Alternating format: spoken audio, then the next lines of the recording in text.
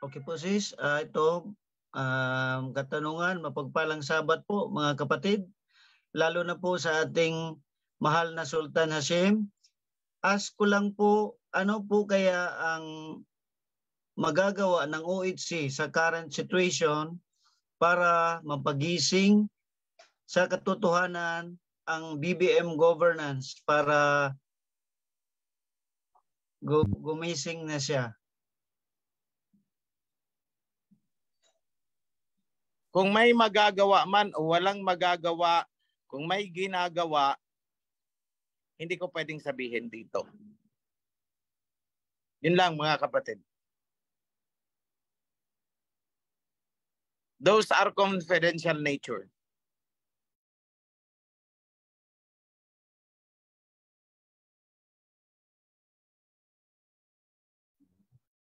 Naririnig po ba ako, mga kapatid, citizens of the kingdom?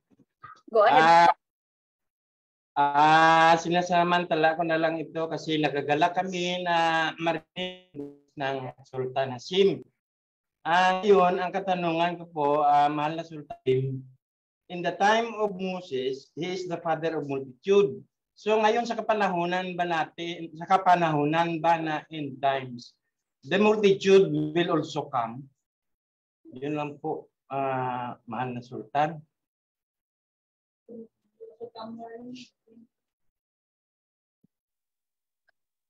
The multitude will also come, yes. In fact, they are reaching out.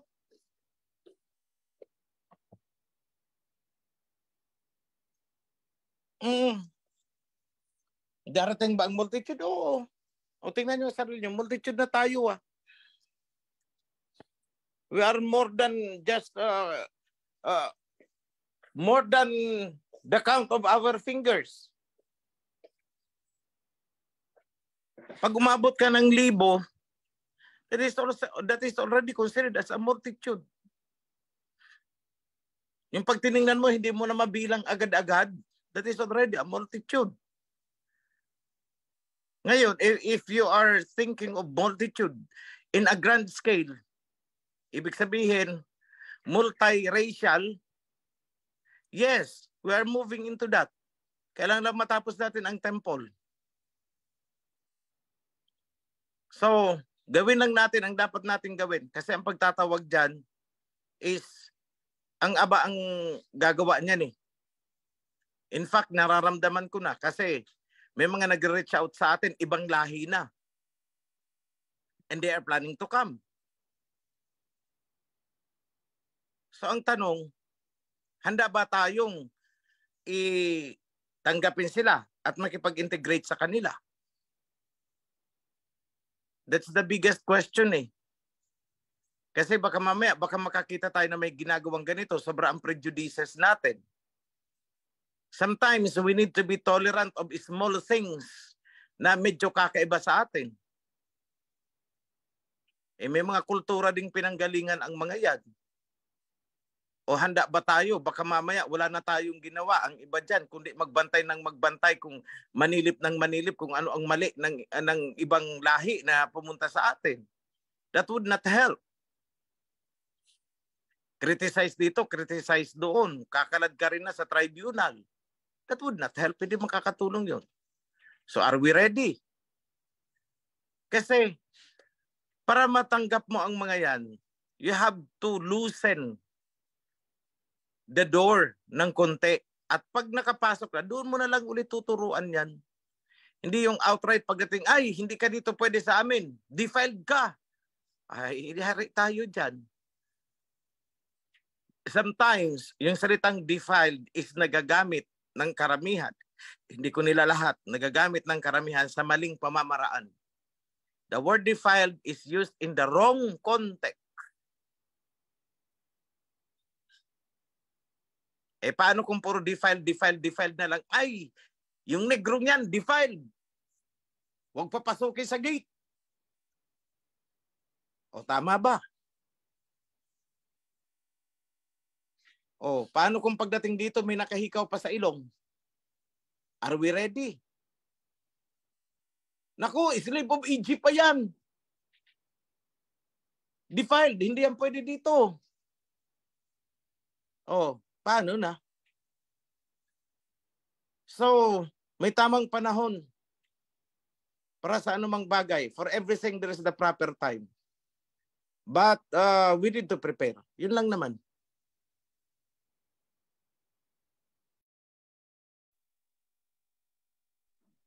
I hope I answered the question.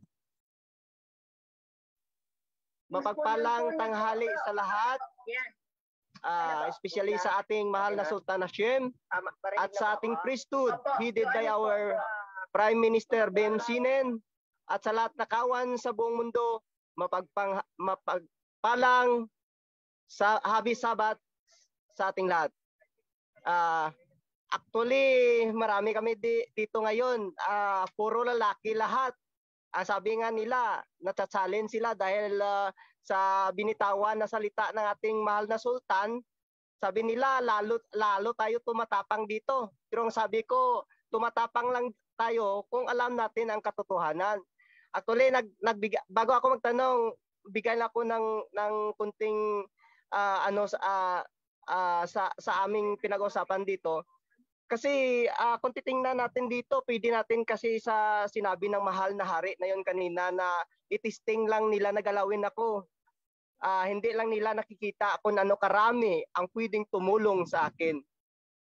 Nakita namin, kasi marami kami dito, nag-usap-usap kami, nakita namin dyan ang halimbawa sa story, sa life ni Eliseo at sa story sang life ni King Sennacherib na 185,000 versus outnumber Israelite, isang tulog lang ni Sennacherib, pagising na patay ng 185,000, umuwi sa naluwaan, natalo siya sa labanan na walang labanan na nangyari.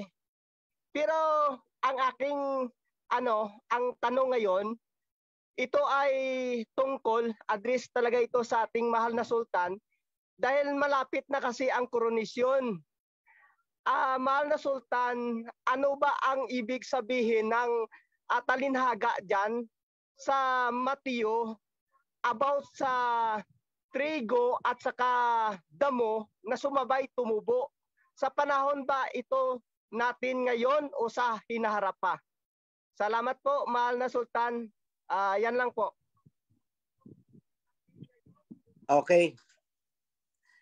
Yung trigo na sabay sa damo na ang sabi ay huwag munang bubunutin dahil madadama yung trigo. Tama? Tama. Okay.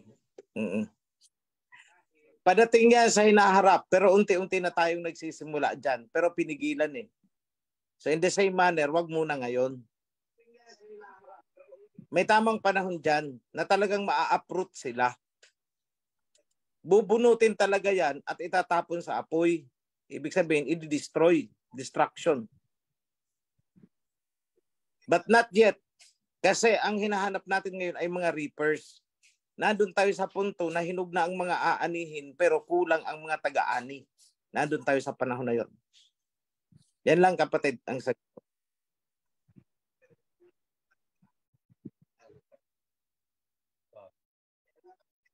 Punta naman po tayo sa FB Live. Blessed Sabbath po, mahal na Sultan Hashim.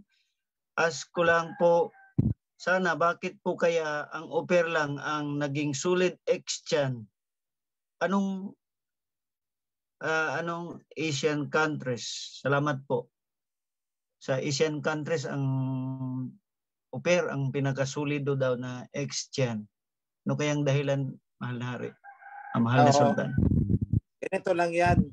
Kasi tayo talaga ang hinawakan ng todo-todo ng mga colonizers.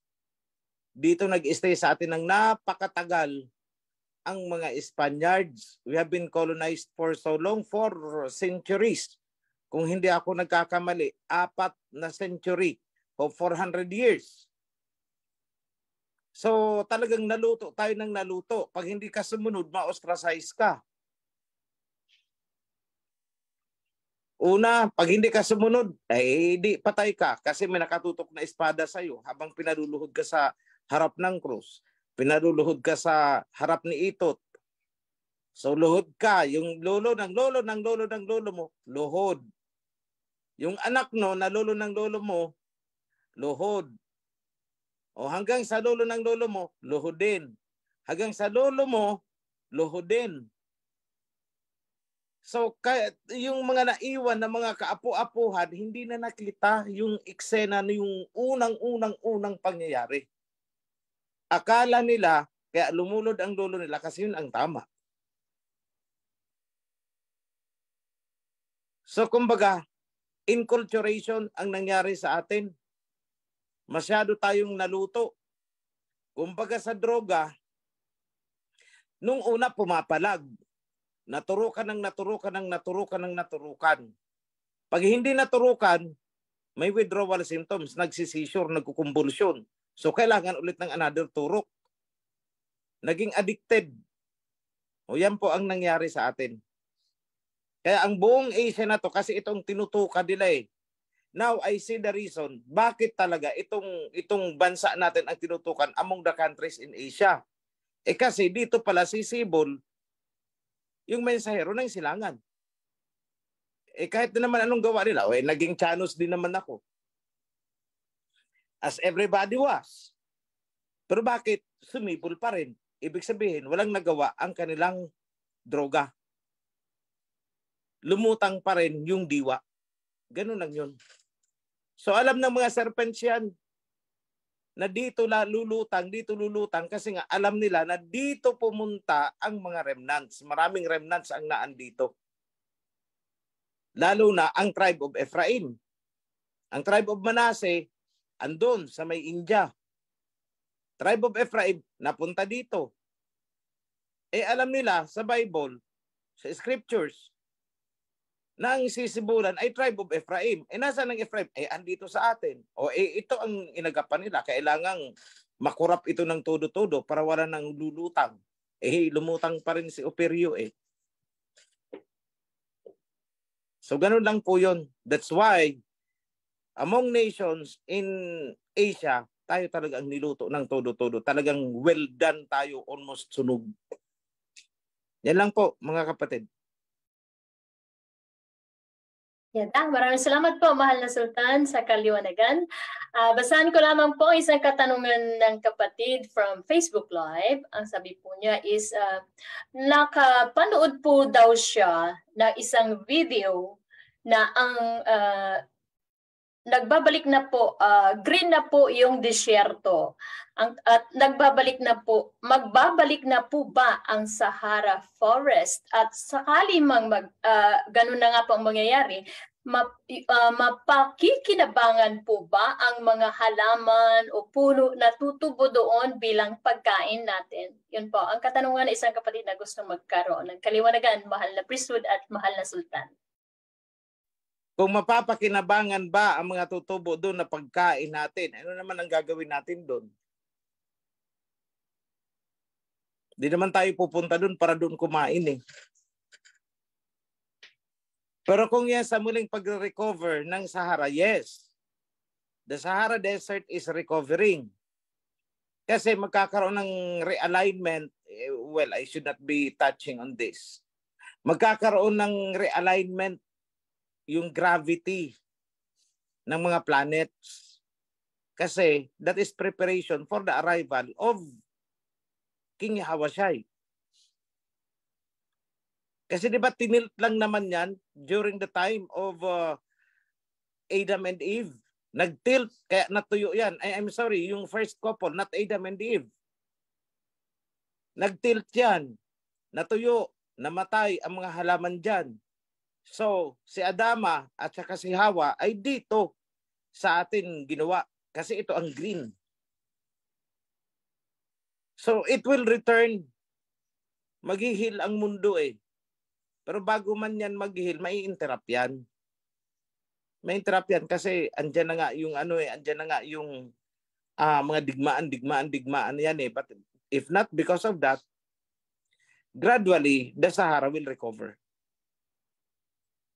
Yan lang po. Pero hindi tayo pupunta doon para doon kakain ha. May pagkain tayo dito. Yada, maraming salamat po aming mahal na sultan sa kapaliwanagan. At katanungan po mula dito sa FB Live pa rin. Mapagpalang Sabat po, Sultan Hashim, priesthood at sa lahat ng bumubuo ng makalangit na kaharian. May katanungan po ako, panahon po ba para malinawan at malaman po namin yung 7 seals o 7 trumpets and bowls at kung ano-ano po ang mga ito?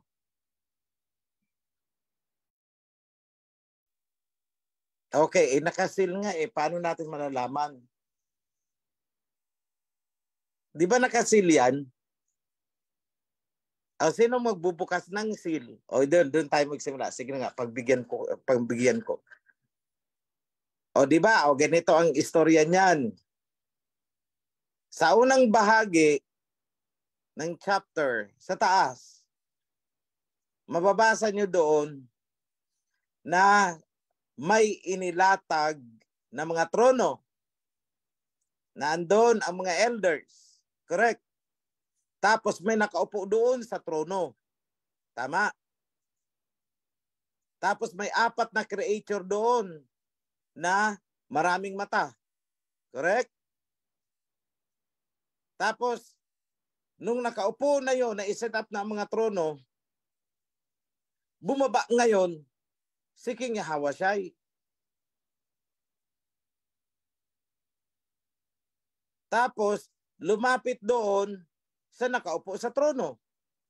Tapos yung nakaupo sa trono, iniabot yung seal, yung scroll na nasisilyuhan, kasi nga, walang makapagbukas Iniabot kay King Yahawashi. Ang symbol niya dyan sa Book of Revelation is Lamb, the Lamb of Judah. Iniabot kay King Yahawashi. Nung iniabot kay King Yahawashi, binuksan ni King Yahawashi ang seal. At sumunod-sunod na yung mga trumpets, yung mga plagues, etc., etc. Correct? Asa na kaya mga priest? Tulog na siguro, naghihilik na yata.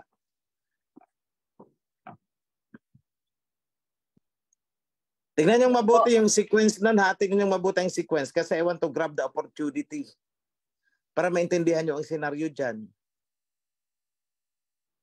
Okay?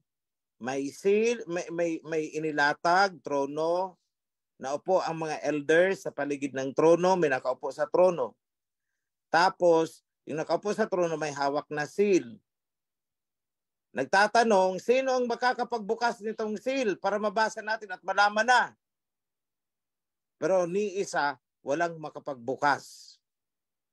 Ngayon, bumaba si King Yahawashi. Bumaba, descending from heaven. The Lamb of Yahweh, the Lamb of Alahayam. O diba si King Yahawashi yun? And then, pumunta siya doon sa, nakaupo sa trono. Inabot niya yung seal, yung scroll, at siya ang nakapagbukas ng seal. Tingnan mabuti ang sequence. Ganyan din po sa Daniel 7. Or, ano yun? Chapter. Yes, Daniel 7 yata. Na may mga nakaupo doon. May trono. Sa Daniel ito, dinidescribe ko. May mga elders, may mga throne. Nakaupo doon. Tapos sa isang trono sa gitna, nakaupo daw si Ancient of Time. Binura. Nakaupo yung king. Hindi sa Ancient of Time, hindi kalendaryo ang nakasabit doon sa trono. Tapos nung nakaupo na ang king doon sa trono, bumaba ngayon si King Yahawashi. Pagbaba niya, pumunta siya doon sa pinuntahan niya yung nakaupo sa trono. Tapos yung nakaupo sa trono, sumamba kay King Yahawashi. O tingnan mabuti yung sa Daniel, pareho at saka yung sa Revelation, pareho ang sequence. Huwag na kayo magtanong kung sino nakaupo sa trono.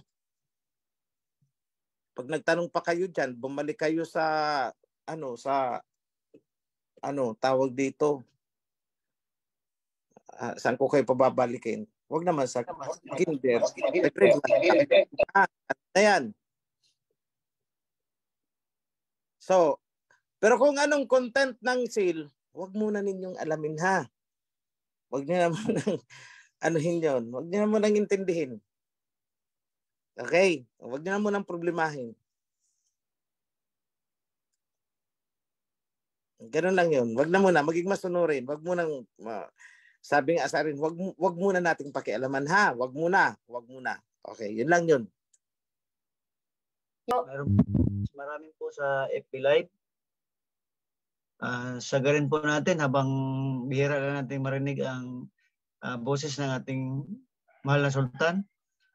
Dito po, mapagpalang Sabat po, lalo na po sa mahal na Sultan Hashim.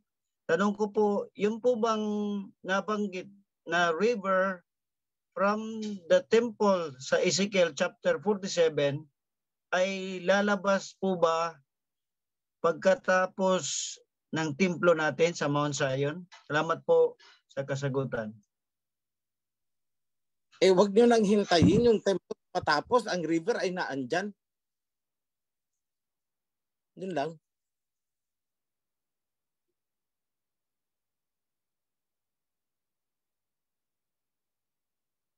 Next question. Mahal na Sultan, I'm sorry. May isang out of topic po dito na gustong magkaroon ng kaliwanagan ng isang kapatid. Ang sabi po niya is, ang kasagutan po ba ng kawan ay ang modular na isa sa aklat na darating mayroon pa po ba o yun na po? Ang gusto po niyang magkaroon ng kaliwanagan mula po sa inyo. Maraming salamat po. Nahilo ako sa tanong eh. Anong modular? Ano ba yun? Sabi po, tanong ko po, mahal na Sultan, na ang mga kasagutan po ba ng kawan sa modular ay isa sa mga aklat na darating o alalang po? Yun po ang nakasulat sa tanong ng kapatid. Ang kasagutan ng kawan sa modular ay magiging isang aklat? Ang kasagutan po ba ng kawan sa modular ay isa sa aklat na darating po ba? Isa sa aklat. In short, ililimbag. Bakit naman ililimbag ang result ng test paper? Kapatid, kung andito ka sa Zoom, pwedeng ikaw po ang magtanong sa mahal na Sultan kung ano po yung kasi hindi po natin maliwanagan. Ang naiintindihan ko sa modular is learning material yon. Parang modular ng, di ba, nag-COVID, nag-modular ang mga estudyante o ganun din lang yun. So yung mga sagot nila doon, ang iba doon may 0, may 50, may itlog, may bukya. O bakit natin isa sa aklat yan? Marahil, mahal na Sultan, siguro yung mga PTT ng ating priesthood, yan siguro ang tinutukoy niya po dito na kung isa sa aklat po ba yung mga modulars na tinuturo ng priesthood. Yun po siguro. Oo. Hindi, sis, ang tinatanong na is yung mga sagot. Tingnan mo, yung mga sagot ba ay isa sa aklat? O di ba? O hindi yung module ang tinatanong niya, kundi yung mga sagot nila kung isa sa aklat. Di ba? O klarado naman ang tanong eh. Ang sagot ko ay hindi. Walang purpose. Oo. But you have to answer that honestly because that is a learning process. Malalaman ng teacher kung natututo kayo, nakukuha nyo ang lesson o hindi. Kasi kung hindi, di uulitin. Wala namang ibinabagsak dyan. May binabagsak ba kayo sa MOE? Minister of Education. Asa na si Dr. Tayo? May binabagsak ba kayo pag mali ang sagot?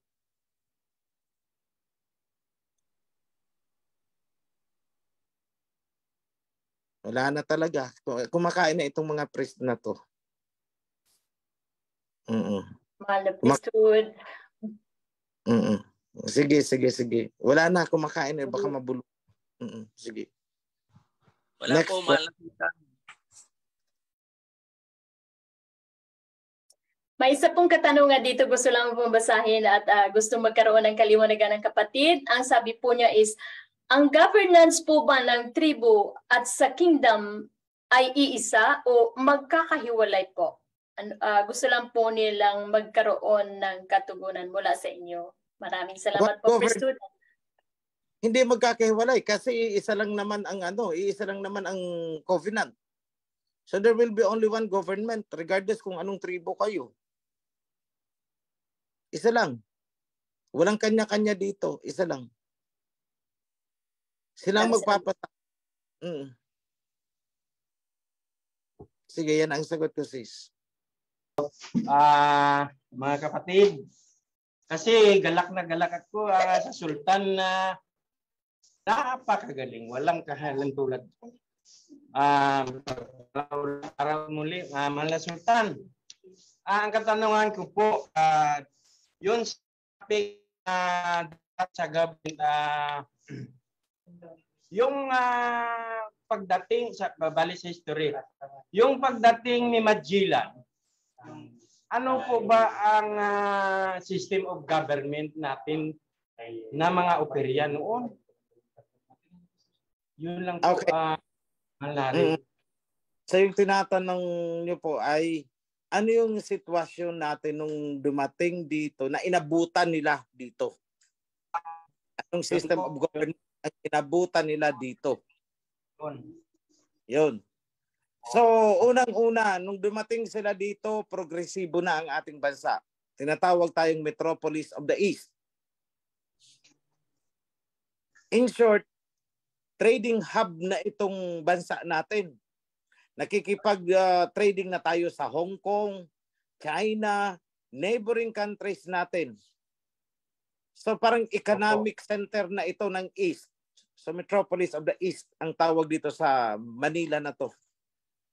Yan ang inabutan dito ni Magellan. And ang form of government at the time is federal. May mga local dato-dato sila.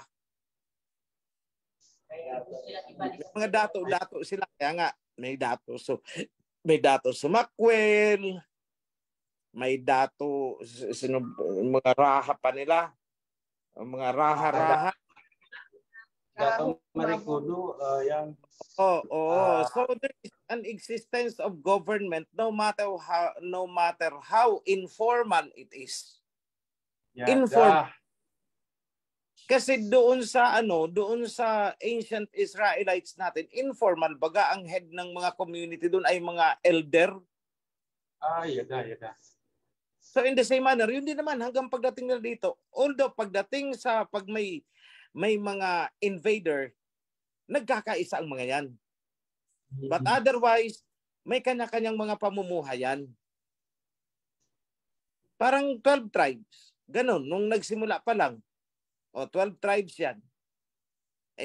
Magkaka-neighbor lang naman ang mga area nila. May mga kanya-kanya silang may mga kanya-kanya silang pamamaraan ng livestock nila o kung paano. But lahat yun is aligned with the Torah. Kasi pag hindi aligned sa Torah, ay nagagalit ang Aba noon. Outright, ini-strike sila eh. So ganyan dito noon. Kaya may mga raha-raha tayo, may mga dato-dato tayo, different areas. May raha ng Bulacan, raha ng Manila, raha ng Tondo, yung ganun, raha ng Cebu, raha ng Butuan, raha ng everywhere. And during that time, nakikipagkalakalan na sa atin ang mga Chinese. Ang tawag sa atin ng mga Chinese noon, the golden neighbor. Kasi grabe nga ang gold dito.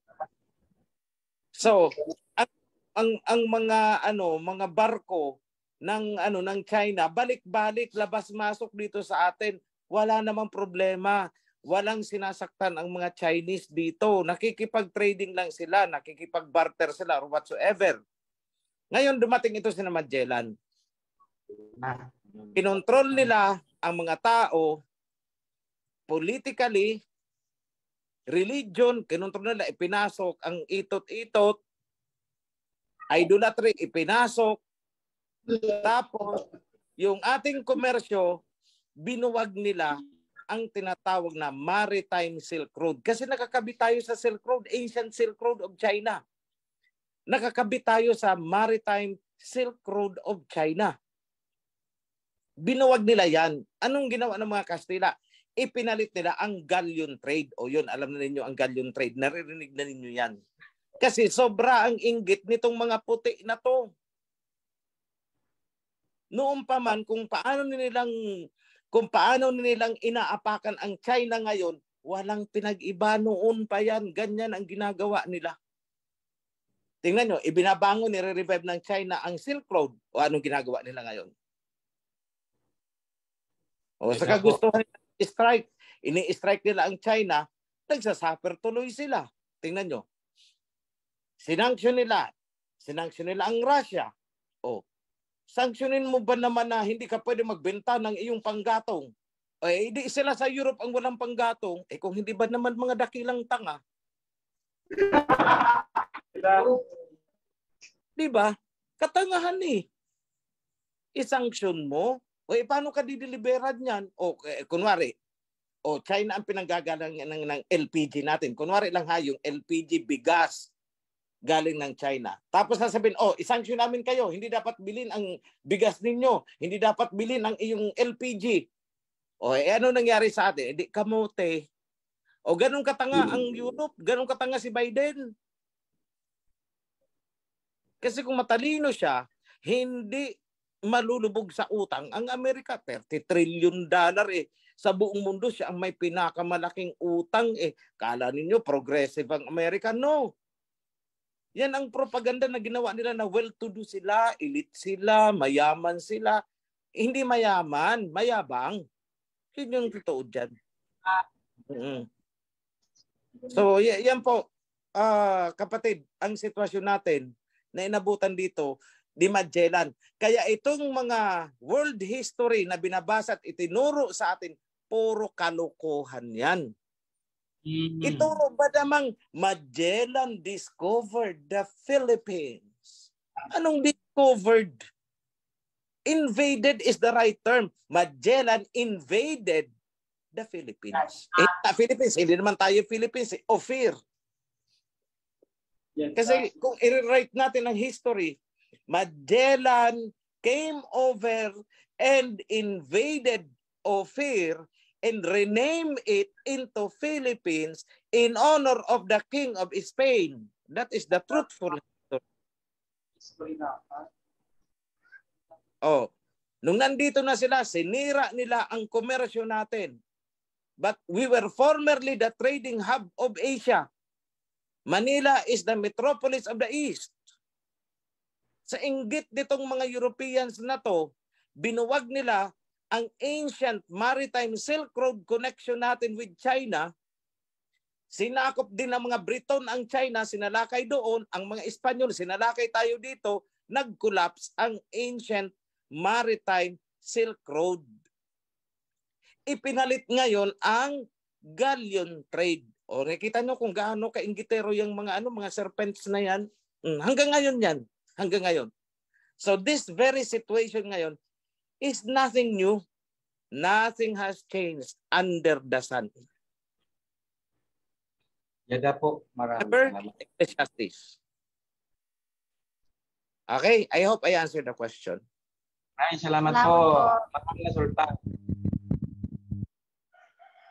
Yada, maraming salamat sa katanungan mo, Bro Joe, at sa kapaliwanagan ng ating mahal na Sultan Hasim sa napakahusay at makatotohanang paliwanag.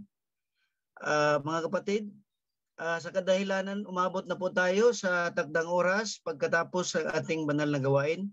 Nais po naming pasalamatan ang ating mahal na Sultan Hasim, ang ating punong ministro, President, at ang ating priesthood, ang lahat ng may ministry at committees, ang ating host at ang kapatid na mga technical operators. Be blessed, mga kapatid. Signing off for another na ako ha. Mag-exit na permission. Be blessed, be blessed. Keep it up. Remain steadfast in the covenant. Yun lang ang ang habilin sa inyo ha.